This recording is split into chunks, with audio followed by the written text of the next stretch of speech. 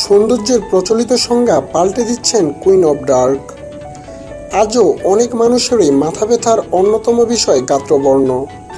ফর্সা মানেই সৌন্দর্যের প্রতীক হিসেবে ধরা হয়, আর কালো মানেই অশুভ কিংবা খারাপের চিহ্ন হিসেবে মনে করা হয়, বিশেষ করে অভিনয় কিংবা মডেলিংয়ের মতো পেশার ক্ষেত্রে, যেখানে বাহ্যিক রূপকে গুণ হিসেবে বিচার করা হয়ে থাকে, সেখানে সাদা চামড়ার কদরই বেশি।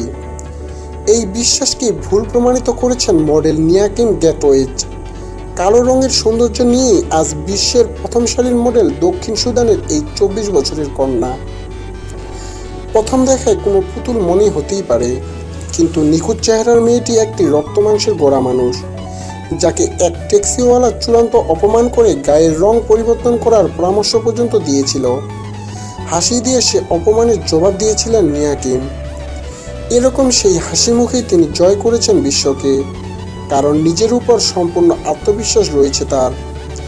গায়ের রং কখনো সৌন্দর্যের সংজ্ঞা হতে পারে না, সৌন্দর্য মানুষের মনে থাকে, আর তাতে রঙের বাছবিচার থাকে না।